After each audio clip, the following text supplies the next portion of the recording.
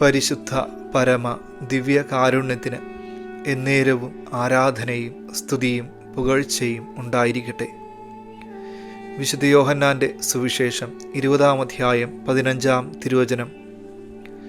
യേശു അവളോട് ചോദിച്ചു, സ്ത്രീയെ, എന്തിനാണ് നീ കരയുന്നത്? നീ ആരെയാണ് അന്വേഷിക്കുന്നത്?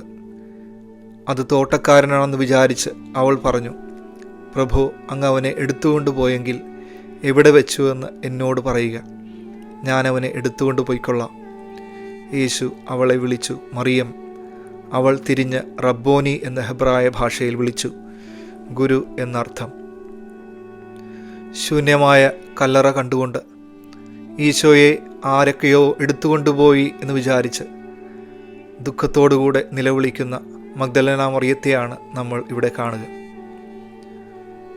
ഈശോയുടെ ഉയർപ്പ് തിരുനാളിൽ കർത്താവ് നമുക്ക് തരുന്ന വലിയൊരു സന്ദേശം ഇതുതന്നെയാണ്. ഇതാ, മഗ്ദലന മറിയത്തിൻ്റെ നിലവിളി ഇന്നും ഈ ഭൂമിയിൽ മുഴങ്ങിക്കേൾക്കുന്നുണ്ട്.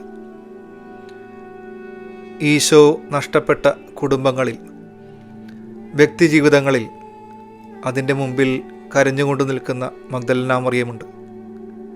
ഇന്നും നമ്മളുടെ ജീവിതത്തിൻ്റെ വഴിവക്കിൽ, നമ്മുടെ ഭവനത്തിൻ്റെ മുമ്പിൽ ഈ നിലവിളി നമ്മൾക്ക് കേൾക്കാം.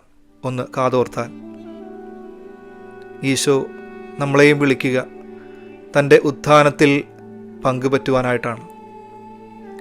ഉത്ഥിതനായ ഈശോ നമ്മുടെ ഭവനങ്ങളിൽ, നമ്മുടെ വ്യക്തിജീവിതങ്ങളിൽ നമ്മളോടൊപ്പം വസിക്കുന്നു. എന്നാൽ പലപ്പോഴും ഈശോയെ വിട്ടുപിരിഞ്ഞുകൊണ്ട് നമ്മൾ നമ്മളുടെ വഴി തേടി പോകുമ്പോൾ ഓർക്കണം, നമ്മുടെ ജീവിതത്തിൻ്റെ പടിവാതിൽക്കൽ കരഞ്ഞുകൊണ്ട് മഗ്ദലന മറിയം ഇപ്രകാരം പറയുന്നുണ്ട്, എൻ്റെ കർത്താവിനെ ഇവിടെ നിന്ന് ആരോ എടുത്തുകൊണ്ടുപോയി. ഈ നിലവിളിയുടെ ശബ്ദം നമ്മുടെയും കാതുകളിൽ എത്തട്ടെ.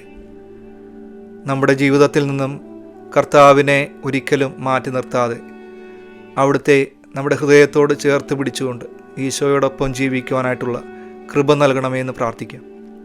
സർവശക്തനായ ദൈവം, പിതാവും പുത്രനും പരിശുദ്ധാത്മാവും നിങ്ങളെ സമർത്ഥമായി അനുഗ്രഹിക്കട്ടെ.